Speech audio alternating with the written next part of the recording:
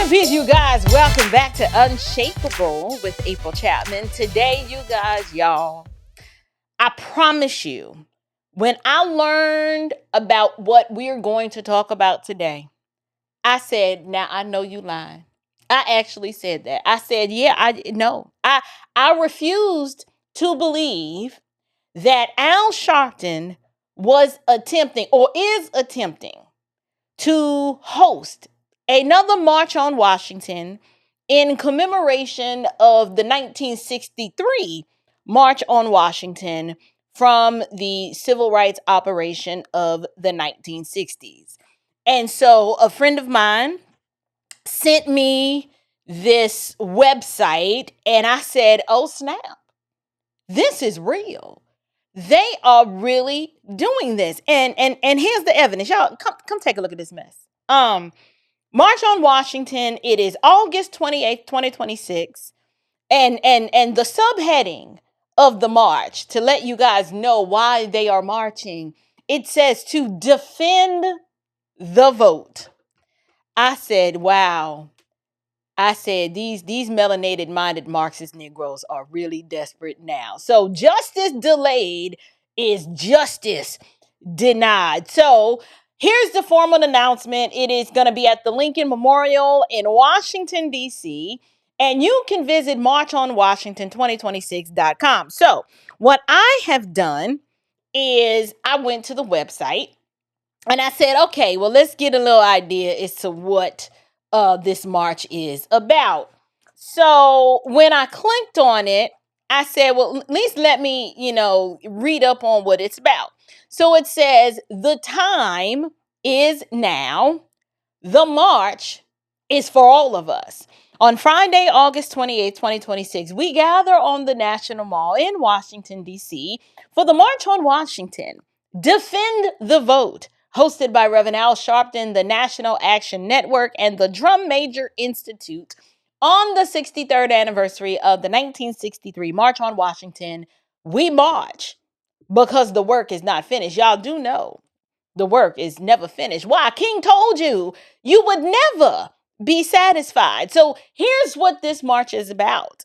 This march is about we defend the vote because voting rights are under attack. And the protections generations fought, bled, and died for are being weakened. Okay, well, flag on the plate. That is a lie. We're going to unpack that lie, but let us continue. It says we march to defend civil rights because attacks on diversity, equity, and inclusion are attempts to roll back access, opportunity, and representation. I said, there it is. There it is. These darn inferior-minded black folks are out here begging and marching for DEI. We're going to unpack that too. Then it says we march for economic justice because too many families are still fighting for fair wages, affordable housing, equal opportunity, and a fair chance to build wealth. I said, well, there it is. They are begging for some more money, some more give us free, as if these people have failed to understand the way the world works. Now, it's interesting to me that Al Sharpton has managed to amass a great deal of wealth, right? And I'm assuming he is teaching y'all the cheat code of how to get rich like him, which is to beg, whine, and cry, grovel, and complain. So basically, they claim this is not just about one election. This is about whether our democracy will protect us all. This is about whether the promises of 1963 will finally be made real. This is about standing together across generations to say we will not go backward. And so, yeah, y'all, this is real. And what I want to do now is I want to talk a little bit about the original March on Washington of 1963, because y'all, contrary to what you've heard, I know the nostalgia kind of makes you feel like we were doing something, but 1963 was not some kumbaya moment. No, it was the blueprint. But here's what we do know about the March on Washington. Yes, King gave a very, very powerful speech. I will never take that from him. The I Have a Dream speech demonstrated some of Dr. King's best oratory skills. It still moves people emotionally today. But that's the thing. It emotionally moves them. But emotional power does not equal biblical truth. Someone can give a speech that is beautiful and still be dangerous. I watched Zoran Mondani give a very emotional speech, and it was as wicked as the day is long. A movement can sound so moral and still be built on a false foundation. So when a man says inspiring things and still point people in the wrong direction, at some point you've got to examine the fruit and say, let's analyze his words and not the conviction or the passion in which he delivered said words. Well, King's Dream did exactly that. It convinced Black Americans that we were not truly free until the federal government validated us and protected us and integrated us with the white folks that couldn't stand us, and then legislated on our behalf and forced upon other people to acknowledge us. That's not biblical freedom. That is just more dependence. And it's an infantile way to view the world and to expect other people to treat you a certain way. So when Al Sharpton, when he announced that, they're going to have this March on Washington 63 years later, I was like, okay, this is not a betrayal of 1963. I just see this as the natural fruit of 1963. It's the same worldview, the same emotional manipulation, the same racial grievance, the same federal government that people are looking to with this same savior theology. And they're coming. To me, this message is worse. The message that this march is sending is basically, it is telling Black America that you are not free yet. The chronic victim can never be trusted, says Carl Jung. Because I want you to know that I am more offended as an African American woman than you will ever be. The chronic victim can never be trusted.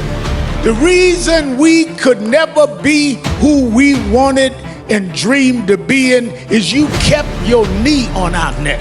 We could run corporations and not hustle in the street, but you had your knee on our neck.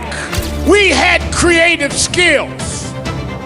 We could do whatever anybody else could do, but we couldn't get your knee off our neck. The chronic victim can never be trusted. It's a cruel jest to say to a bootless man that he ought to lift himself by his own bootstraps. Stay on your knees. Stay on the plantation, boy. I've decided to be a free man. Slave is a choice.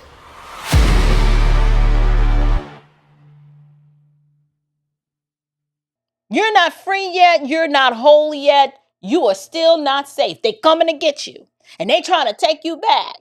And so they want you to come and march and cry and beg. And don't forget, you got to vote Democrat and come keep us relevant. I'm sorry. For whatever reason, if you felt you had to stage a whole entire march for voting rights, when, sir, the ballot box is not closed. It's not. What's happening here is that the civil rights industry is losing their control. So what they want to do is manipulate you to believe that we've got to convene in Washington, D.C. We got to do something about these voting rights because they're trying to take us back to Jim Crow. And so here's the question. Are Black people voting? Now, I've read the official language from the website. So now let's just ask the obvious question. Are Black people voting? Because the march says that we're marching to defend the vote. Isn't that what this whole thing is supposed to be about? Defend the vote? Because voting rights are under attack and democracy's in danger, and that the civil rights are just being rolled back. The ancestors are crying and their lips are quivering and they are shaking and trembling Al Sharpton is somewhere. He moisturizing his perm and he's already practicing and rehearsing his civil rights voice. But here's the deal. Before y'all start packing up the buses and printing up the t-shirts and stuff, can somebody answer me this one question? Are black people being prevented from voting? And if so, where is that happening? Show me there. Show me where it's happening. Don't show me where Democrats have lost power. Do not show me where some district maps got redrawn. Do not show me where the race hustlers have lost their guaranteed political plantation. Don't show me that. Do not show me where the government is saying, hey, you're going to need to get an ID to vote, just like you need an ID to board a plane, to drive a car, to open a bank account, to buy a bottle of liquor, not a pork chop sandwich, but you do need an ID to buy a bottle of liquor. And you need ID to pick up NyQuil at your local CVS. I mean, where are black American citizens being told that you cannot vote because you are black? Where is that happening? But because from where I can see, black people are voting. There was a whole bunch of black registrars and poll workers at my local polling station when I went to vote a few weeks ago. Black people are still voting. They're still registering. They're still organizing. They are still running for office too. They're still sitting in Congress. They're sitting on school boards and sitting on the city councils, and they're running these, we got a whole bunch of these black mayors running these cities, and they're running them in the ground, but they're still running them, right? We got black prosecutors and judges. Look, activists, consultants, everybody, every 4 years. These people are on television telling us that democracy is dying while they are actively participating in the democracy. Can somebody make this make sense for me? So when these pro-wokity woke blackity blacks say that the vote is under attack, they're not saying that black people cannot vote. Let me interpret for you. I speak fluent Ignorant. What they're saying is that Democrats cannot control the vote the way that they used to. Do you see the difference? That's the Flag on the play. That's the difference. This is why you've got to listen very carefully to the language and the way they frame this. Because these people love to say voting rights when what they really mean is Democrat outcomes. Oh, they'll say that they love civil rights when they say what they really mean is that we love racial preferences. Okay? When they start talking about justice, what they really mean is redistribution of somebody else's money and give it to them. You got to learn to speak fluent Democrat BS, okay? They love to say democracy, but what they're really saying is permanent left-wing power. So their lexicon is very specific, but it's tricky. If you're not familiar with it, you may think that you and them are speaking the same language, but you're not. They love to invoke black suffering because black suffering has now become, it is currency to the modern Democrat Party. This is why every election season, black people are being dragged, metaphorically, that is, back to 1963. They want to invoke that imagery of the dogs and the hoses. Every time Democrats lose momentum, here they come with Selma, which, by the way, is steeped in more poverty now than it was back then. But you can almost hear the spirit of Bull Connor resurrected from the dead. You can picture the water hoses and the dogs and the bridges and the hymns and all of that old black and white footage. That is what they want you to invoke. But don't be fooled. I need y'all to understand something. Y'all, listen. History is real, okay? But these people and their ability to manipulate history is also real. And these people are not honoring history. They are weaponizing it. They are taking real pain and real hardships and real moments from the past, and they're using it to convince modern Black Americans that, see, we are still victims. And so now we need political handlers to come and rescue us. And I'm like, Flag on the play. Flag on the play. No, sir. We are not in chains. We are not standing at the back of the courthouse hoping somebody lets us register the vote. We're not being chased away by Democrats from the ballot box, right? With the hoods on. Like, we're not living under Jim Crow. We're not waiting for Al Sharpton or the National Action Network or the Drum Major Institute or any other grievance merchant to come down from the mountain and hand us the freedom tablets like they are Moses coming down Mount Sinai. No, God made us free. And I need you to believe that. And if Black people are voting, then what are we defending here? Like, y'all gonna be in the August hot DC sun, marching on Washington to defend the right to vote when you are already voting? Are you defending the vote, or are you defending the machine that depends on Black people believing the psychological psyop? Y'all need them to believe that they are still powerless. That's what you're defending. So if you go to this march, I mean, that's what it is. Here's the deal. Democrat control is under attack. Not voting rights. Let's be clear. I want to get into what's really happening. Voting rights are not under attack. It is the Democrat control. Their power is loosening. And this is why they are mad. They are mad about this. They're mad because for decades, y'all, since 63, the civil rights industry has operated with this assumption that Black voters belong to the Democrats. I told y'all you are their electoral serfs. They talk about Black people like you're some political inheritance, like your livestock. Like your ballots are already stamped, sealed, delivered, and stored in the basement of the DNC. Jasmine Crockett just told you the other day, you can walk into a room and for the most part, you already know that all the Black people there embody Democrat ideals. But when she contrasted that to a room full of white folks, I mean, you don't really know what you're going to get. So whenever Republicans finally now they've started to get a backbone and they're now challenging that power, the states are being redistricted and these election laws are being tightened because these Democrats keep cheating. Or think about any time DEI gets rolled back. Like when someone says, based on your merit, you need to compete. Like we're not lowering the bar for you anymore. They don't want to deal with that. So what they'll do is they'll say DEI is being attacked. Or anytime they see school choice gaining ground, because they can't have that because, the teachers union are in the back pocket of the Democrat Party.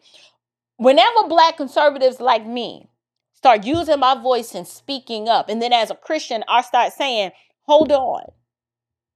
Why are you voting for a party that's pushing the abortion and the sexual confusion and the open borders and the Marxism and all these anti-family policies? Whenever you start talking like that, now suddenly they're like, oh, democracy is in danger. And I'm like, no, that's not what this is. Your plantation is in danger. Yes, it's under insurrection. People are revolting and they are fighting back. And that is what's happening. And I know it sounds harsh. I know it does. In my commentary over here on this channel, you like, this girl, she be on one. Yes, that is true. But I need you to listen to the way these people talk. The reason why I have to come hard the way I do is because they don't talk like, or as if Black people are these free moral agents created in the image of God. No, they talk like Black people are a voting block to be managed. I've said it in previous videos. You are their electoral serfs. You are supposed to stay in formation.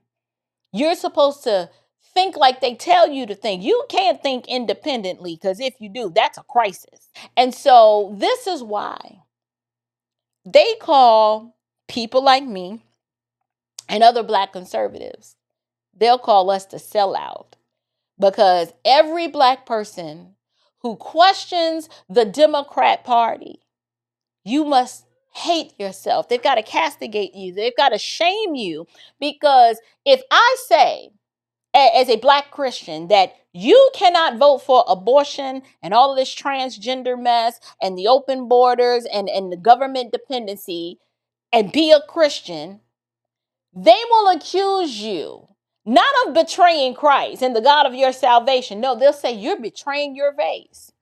They'll say you're betraying your race. It's because the civil rights machine does not want black people free. It wants black people useful. They need you useful to the party, to the movement, to all the activists. And so it's the iron triangle, right? It's the preacher, the civil rights worker, and the black politician. All of them work together, but they need you to be useful. This is why this March on Washington is so dishonest, because they are not marching for voting rights. No voting rights have been threatened or changed. It is not that black people cannot vote.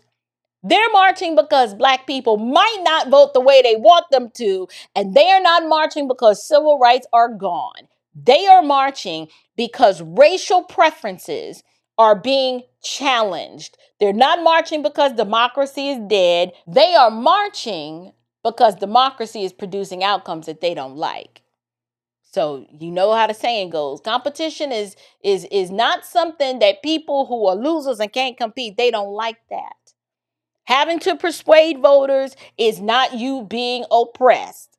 But notice how they're trying to frame this. They're trying to frame the fact that all of that Democrat control in the districts that were redrawn, they don't want to compete for your vote. Having to win elections fairly is not oppression, and having your district redrawn is not the new form of slavery. And just because your DEI program got defunded, you're not living under Jim Crow. Stop the dramatics, okay? Having your racial hustle exposed is not voter suppression. It's just not. It's called accountability. It's called welcome to America, right? And this is what happens when the whining stops working.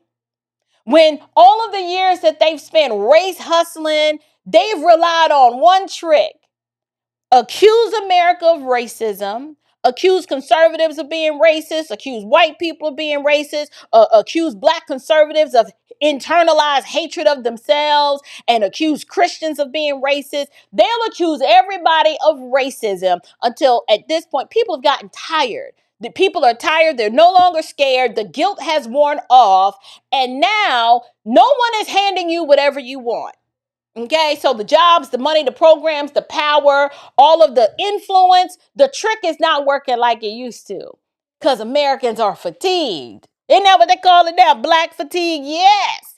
Americans are fatigued of your racial grievance hustle. And even black folks are tired. We're tired. Church folks with discernment are tired. People are looking around saying, now, wait a minute. You told us all this government help was going to fix the black community. But if that is true, why is the family weaker? Why are our schools worse than they were before? Why is the crime not getting better and it's destroying our communities? Why? Why are our churches so compromised? Why are our communities more dependent after all of these decades of government programs? So instead of answering that question, Al Sharpton don't like them kind of questions. He's like, no, here's what I'm going to do. I'm going to say, everybody come get on the bus. We're going back to Washington, D.C. And I'm like, sir, for what? Why are we going back to Washington? For another speech? Another march? Another photo op? Another emotional altar call to the federal government so you can beg for more stuff? At what point will Black America stop confusing movement with progress? Just because you marched doesn't mean that you've advanced. And just because you shouted doesn't mean that you told the truth. You can gather a crowd, but it doesn't mean that you're serving God. Sometimes a march is just a parade for people who do not want to repent. So, I'm curious to know, what do you guys think about this March on Washington, this resurrection of racial grievance, baptized in more victimhood that Al Sharpton is attempting to pull over the American people? Are you going to go? Like, are you going to attend? You can just register and just show up and sit in the hot DC sun and whine and cry and complain and talk about how you still ain't free. And that how you still have a dream. Even though we've been living MLK's nightmare, they're going to go on there talking about the dream. Probably some individuals from the King family are going to show up and remind America of how racist it is. I don't know.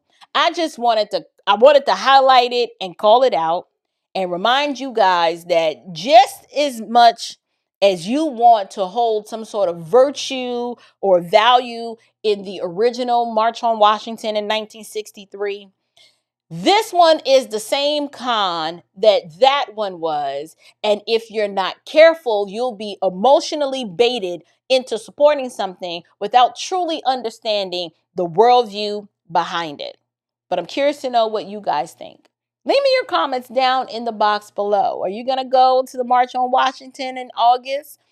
And until next time, you guys, stand firm, stay bold, and above all else, stay unshakable. Grace and peace.